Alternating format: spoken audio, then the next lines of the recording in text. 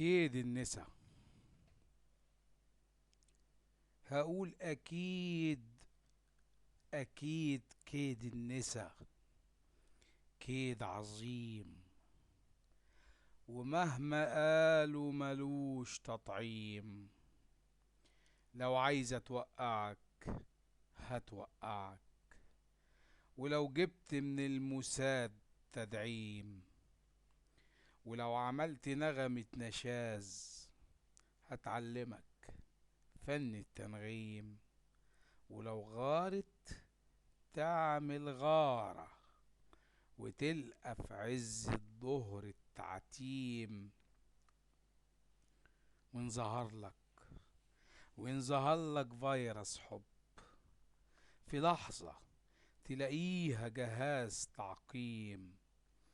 وإن غبت عنها ساعة وإن غبت عنها ساعة تعمل حتى للشراب تتميم، وتشغل لي جهاز كشف الكذب وليها في التعذيب تقاسيم. وكأنها أنا كونداليزا وأنا مخبي أسلحة نووية. يا ست أنا سليم النية، ولا لازم الحركات البهلوانية، ولا لازم الحركات الأمريكانية؟ ده احنا دافنينه سوا. يا دوب أنا أنفع للأغراض السلمية، ولا دي منكم عافية وتكميم، ولا الكحكة عجبة في إيد اليتيم وتجيب كبير الطب الشرعي.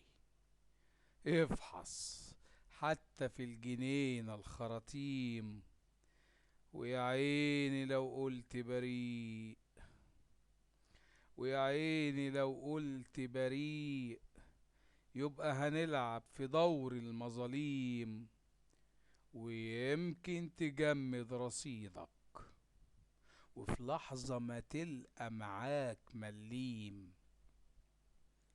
والرضيت في يوم عني يبقى هيقرا عليا الفقية، ولما مفيش فايدة عملت ثورة سلمية. بعدين حمرا بصتلي وقالت لي دي ثورة الحرامية. قلت ينفع فيتو؟ قالت لي بدون شرط للتسليم. فكرت فكرت إن عشت معاها هتعلن لحلم التأميم. وإن كان في شرخ في العلاقات يبقى أكيد لازم الترميم.